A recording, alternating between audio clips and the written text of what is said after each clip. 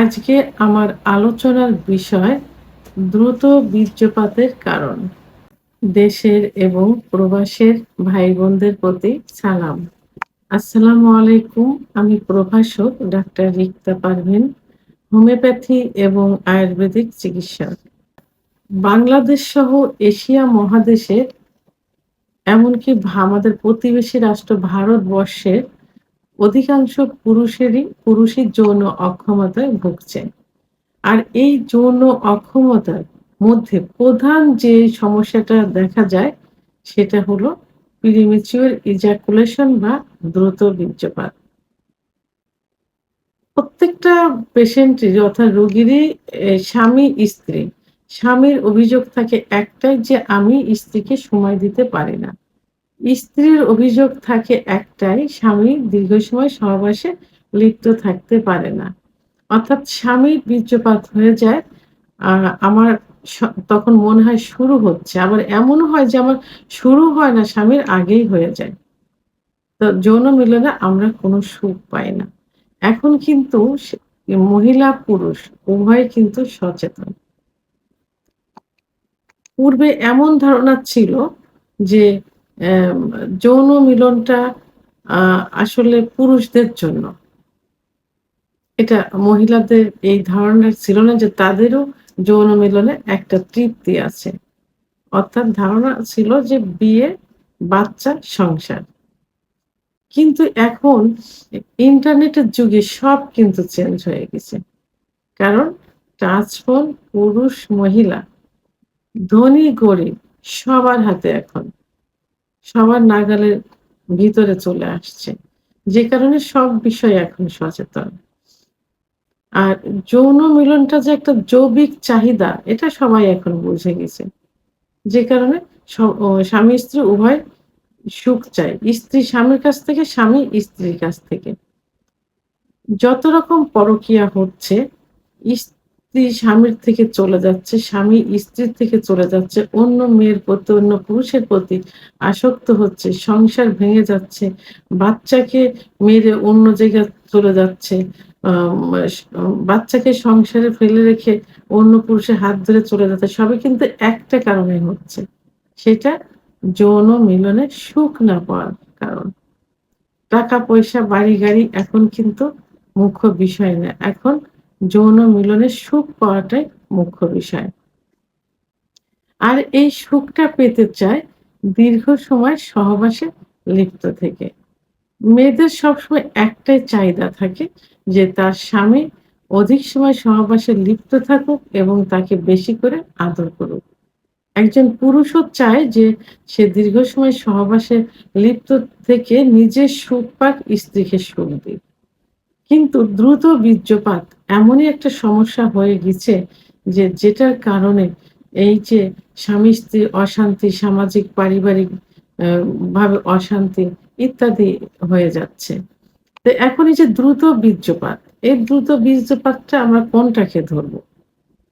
সাধারণত যখন যৌন মিলনে লিপ্ত হবে অর্থাৎ যৌন মিলনের আগে যে ফোরপ্লে করা হয়, স্বামী-স্ত্রী উভয়কে যে ফোরপ্লে বা আদর করে, স্ত্রীর উত্তেজনা সৃষ্টি করে আর স্ত্রী স্বামীকে ফোরপ্লে করে স্বামীর উত্তেজনা সৃষ্টি করে।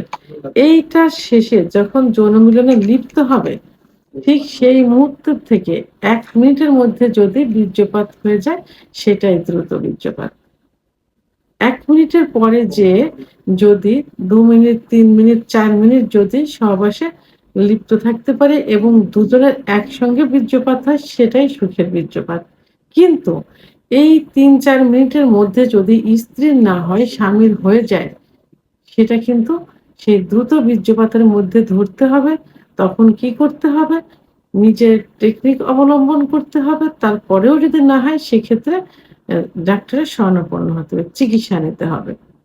তো এখন দ্রুত বীর্যপাত কি কারণে হয়? এই বিষয়ে ১ম এ আমাদের সচেতন হতে হবে। তো দ্রুত বীর্যপাত কিন্তু বিভিন্ন কারণে হয়ে থাকে। প্রধান কিছু কারণ আছে। আমি সেই প্রধান কিছু কারণ আজকে আলোচনা করব। এর মধ্যে আ মানে ১ম অর্থাৎ প্রধান যে কারণটি সেটা হলো যে যদি কোন দম্পতি ১ম সহবাসে লিপ্ত হয় অর্থাৎ স্বামী যদি বিয়ের পূর্বে কখনো কোনো যৌন মিলনে লিপ্ত হয়নি, ১ম এ যৌন মিলনে লিপ্ত হচ্ছে, তখন কিন্তু খুব দ্রুতই বীর্যপাত হয়ে যাবে। অর্থাৎ তার কোনো এক্সপেরিয়েন্স নেই, কোনো প্রস্তুতি নেই, আগের কোনো আম আ অভিজ্ঞতা নেই। তখন কিন্তু তার দ্রুত বীর্যপাত হয়ে যাবে। আরেকটি প্রধান কারণ হলো যে অনেক স্বামী-স্ত্রী দেখা যায় যে দীর্ঘদিন পর সহবাসে লিপ্ত হয়। কোন স্বামী-স্ত্রী একই বাসায় থাকছে, একই জায়গায় থাকছে কিন্তু ৭ দিন ১০ দিন পরে যৌন মিলনে লিপ্ত হচ্ছে। আবার কেউ দেখা যায় যে চাকরির সুবাদে, ব্যবসা-বাণিজ্যের সুবাদে বাইরে থাকছে, দেশের বাইরের থেকে আসছে। দীর্ঘদিন পরে যদি সহবাসে যায় তখন কিন্তু দ্রুত বীর্যপাত হয়ে যায়। তো এই যে দ্রুত বীর্যপাত যদি ১ম বার এভাবে যদি মা দ্রুত হয়ে যায় এবং ২য় বারে মিলনে গেলে যদি আ এটা না হয় তখন সময় নিয়ে করতে পারে এবং এটা যদি ৬ মাস কি অ্যা ৬ মাসের মতো এই সমস্যাটা হতে থাকে সেটা কিন্তু দ্রুত বীর্যপাত।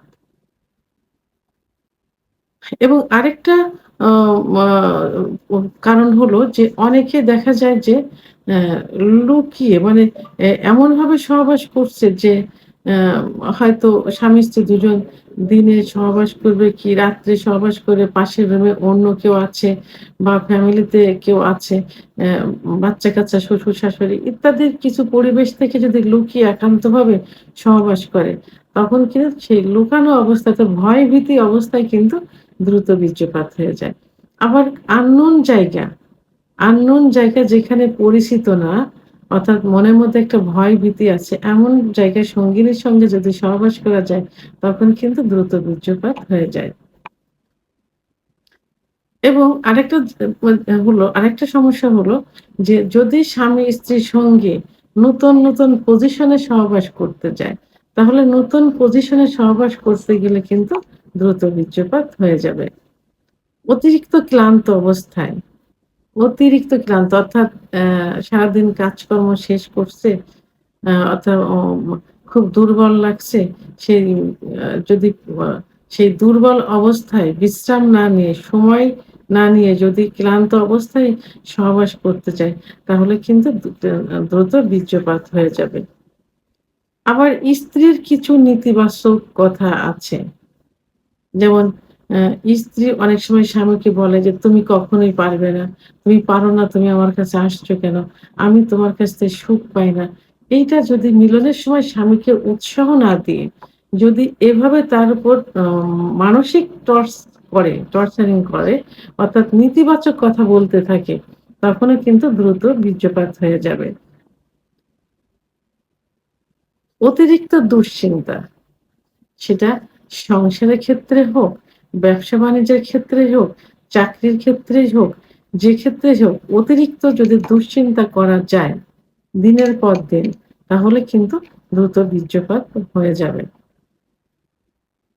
আবার স্বামী-স্ত্রীর মধ্যে যদি অ্যাডজাস্টমেন্ট টা ভালো না থাকে, উভয়কে সন্দেহ করতে থাকে, সেক্ষেত্রে মনের যদি মিল না থাকে, কেউ কাউকে পছন্দ করছে না, সেই অবস্থায় যদি দিনের পর দিন মিলনে লিপ্ত হতে থাকে, তাহলে কিন্তু দ্রুত বীর্যপাত হয়ে যাবে। শারীরিক কিছু অসুস্থতা থাকে, যেমন ডায়াবেটিস, উচ্চ রক্তচাপ, হার্টের সমস্যা, কোলেস্টেরল, লিভারের সমস্যা, থাইরয়েড ইত্যাদি কারণে কিন্তু দ্রুত বীর্যপাত হয়ে যায়। এই সমস্যা যদি দীর্ঘদিন ভুগতে থাকে এবং আনকন্ট্রোল অবস্থায় থাকে তখন দ্রুত বীর্যপাত হয়ে যাবে। সিনথেটিক কিছু মেডিসিন যেমন ডায়াবেটিসের ওষুধ, হার্টের ওষুধ, কোলেস্টেরলের ওষুধ, থাইরয়েডের ওষুধ, উচ্চ রক্তচাপের ওষুধ যদি দীর্ঘদিন একভাবে খেতে থাকে, অ্যান্টিবায়োটিক যদি খেতে থাকে, কিছু মেডিসিনের পার্শ্ব প্রতিক্রিয়া হিসাবে তখন কিন্তু দ্রুত বীর্যপাত হয়ে যাবে। হরমোনের ইমব্যালেন্স অর্থাৎ যদি টেস্টোস্টেরন হরমোন কমে যায় আ এবং আ আ প্রোল্যাক্টিন হরমোন বেড়ে যায়, সেক্ষেত্রে কিন্তু দ্রুত বীর্যপাত হয়ে যাবে। ভাইটাল কিছু অর্গান যেমন হার্ট, লাংস, লিভার, কিডনি ইত্যাদি সমস্যা হলে কিন্তু দ্রুত বীর্যপাত হয়ে যায়। তাহলে দ্রুত বীর্যপাতের জন্য কিন্তু অনেক কিছু দায়ী। এই যে আমি যেগুলো বললাম, এগুলো একটু মনোযোগ দিয়ে শুনতে হবে এবং এগুলো যেন না হয় সেদিকে খেয়াল রাখতে হবে। ডাক্তারের শরণাপন্ন হতে হবে, স্বামী-স্ত্রীর সম্পর্কটা মধুর রাখতে হবে। অ্যাডজাস্টমেন্টটা ভালো রাখতে হবে। কোন রকম সন্দেহ আনা যাবে না। যে দ্রুত বীর্যপাত ওষুধ ছাড়া ঠিক করতে চান। অনেকে অতিরিক্ত রাত্রি জাগরণ করে। অনেক রাত জেগে থেকে ঘুমোতে যায় বা নি পরিমিত পরিমাণ ঘুম না হওয়া। আবার অনেকে পরিমিত পরিমাণ পানি পান করে না।